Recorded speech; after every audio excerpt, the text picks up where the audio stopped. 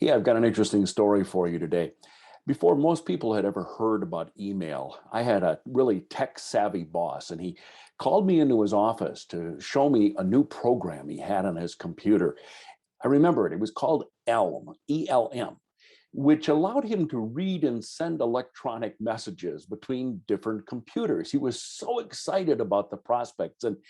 And I remember thinking, I could never say a practical use for it. I was perfectly happy making and taking phone calls as writing letters.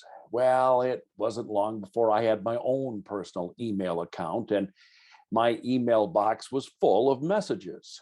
Now it's rare if I get a letter or if my office telephone rings. Hi, I'm Dave Edwards. Welcome to another in my series of videos on productivity.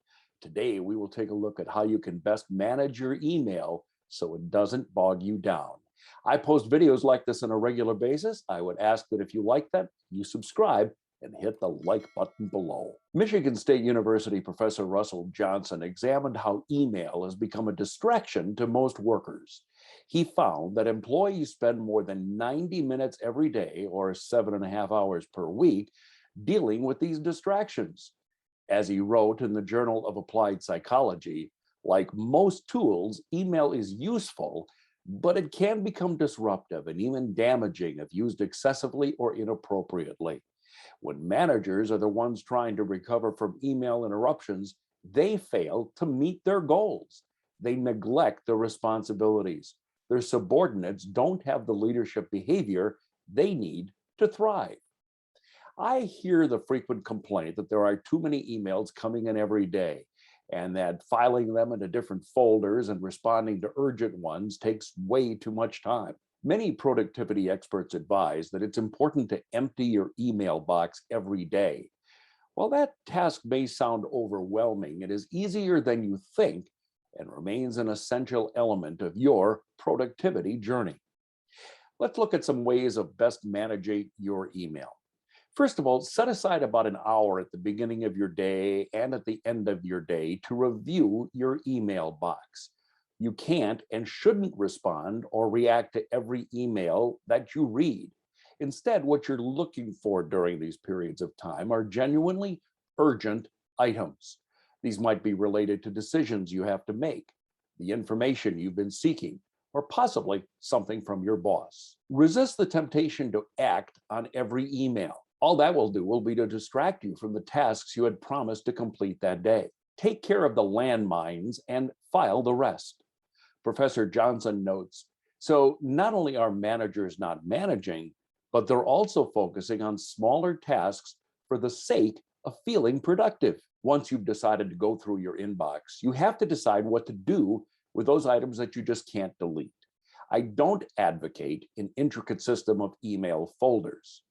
Whatever email program you use, it has a robust search function. If you find email messages that you can quickly respond to in a couple of minutes, do it right away. If it relates to information you need to think about or act, put it in a pending folder and add the item to your task list or your to-do list. If someone has provided you with information regarding a project you're working on, make a quick note and put it in the project folder you're maintaining outside of email. Keep the original email and put it into an archive folder. If an email contains something related to a client or idea that you might want to remember, or anything you might feel might be helpful in the future, move it to the archive folder. See, I recommend that you have 3 folders: inbox, pending, and archive. It's really all you need. I used to have a folder for every person that I dealt with or worked with. That was a mess. Use your search tool to find any email you need.